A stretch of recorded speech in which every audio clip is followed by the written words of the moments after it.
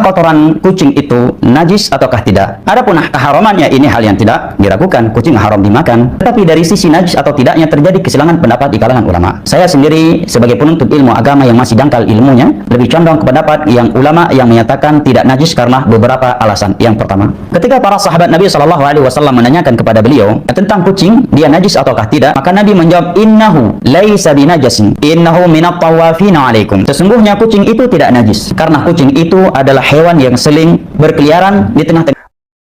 Yang pertama, bahwasanya para ulama membagi tauhid menjadi tiga, itu sebenarnya dalam rangka untuk memudahkan penjelasan. Atau yang ngomong itu syekh, yang ngomong itu ustadz, yang ngomong itu kiai, yang kita tanya apanya? Dalilnya mana?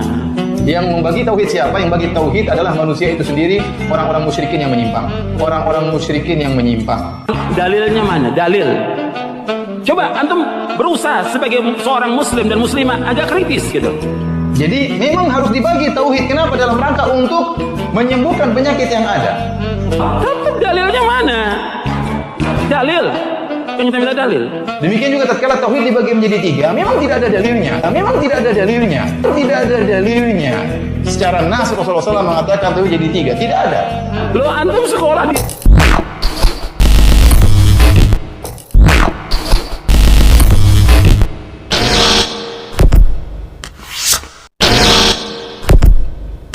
Assalamualaikum warahmatullahi wabarakatuh. Alhamdulillah wassalatu wassalamu ala rasulillah wa ala alihi wa sahbihi wa man wala amma ba'du.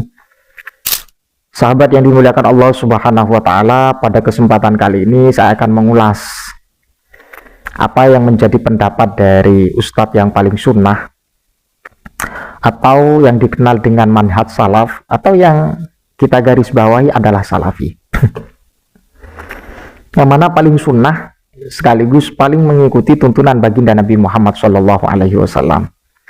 Kira-kira dalam poin apa? Cuman satu poin saja yang perlu saya akan bahas, yaitu dalam konteks baulul khirah atau rawthul khirah, atau yang dikenal dengan kotoran kucing atau kencing kucing, yang menjadi pembahasan kelompok atau ustadz-ustadz salafi. Karena seringkali saya mendengarkan apa yang menjadi prinsip dan juga pendapat mereka.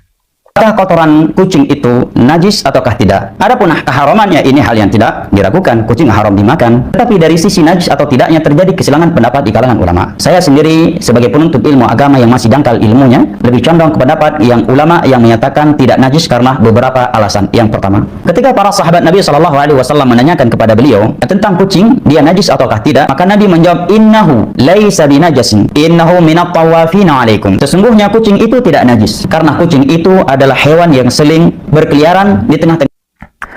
Pada kesempatan ini saya tidak akan menjawab dengan kitab-kitab yang saya pahami, ya, baik dari kalangan mazahib al-arba'ah. Saya tidak akan mengulas pendapat itu karena menurut mereka tidak akan pernah diterima, karena itu bukan nabi.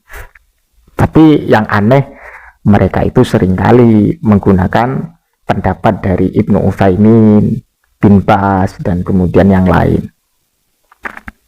Pada kesempatan kali ini mari kita buktikan. Saya tidak ingin menguraikan tentang hadis yang disampaikan oleh Ustadz Salafi tentang persoalan rawthul khirah atau kotoran kucing atau kencing kucing, baulul khirah. Saya tidak akan menggunakan atau menguraikan substansi hadis yang seringkali mereka sampaikan, ya, yang berupa hadis apa itu minat tawafin, ya, innamahiyya minat tawafin. Saya tidak ingin mengulas tentang hadis itu karena saya yakin tidak akan pernah diterima.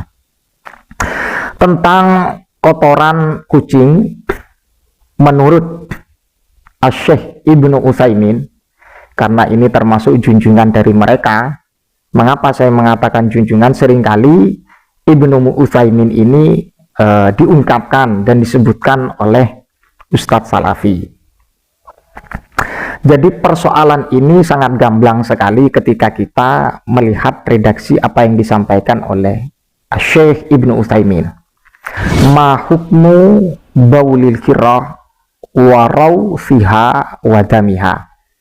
Bagaimana hukumnya kencing kucing, wa rawfiha, kotoran kucing, wa damiha, dan kemudian darah kucing.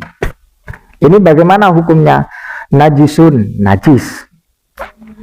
Qala Asy-Syaikh Ibnu Utsaimin li'anna hadhil asya'a kullaha min muharramil akli najisatun. Ya.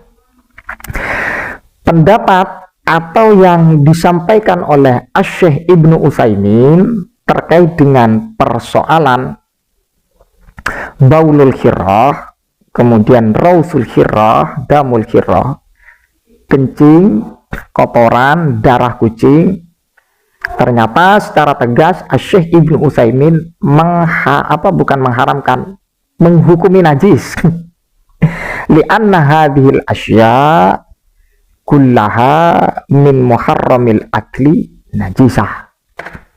Jadi apa-apa kotoran, darah, dan kemudian kencing, ketika itu keluar dari hewan yang haram dimakan, maka dihukumi najis.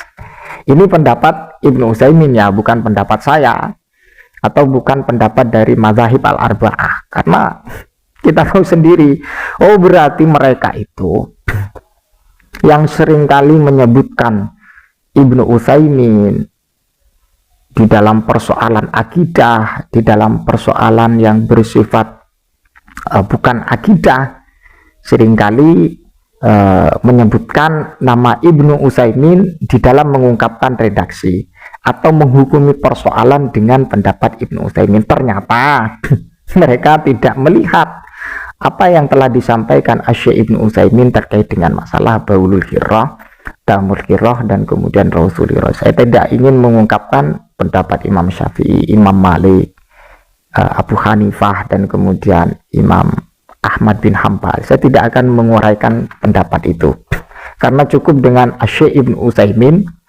Saya rasa cukup untuk menghantam sekaligus memberikan pandangan secara tegas terhadap Ustadz Salafi yang bermanhaj sunnah, bermanhaj salaf yang paling sunnah.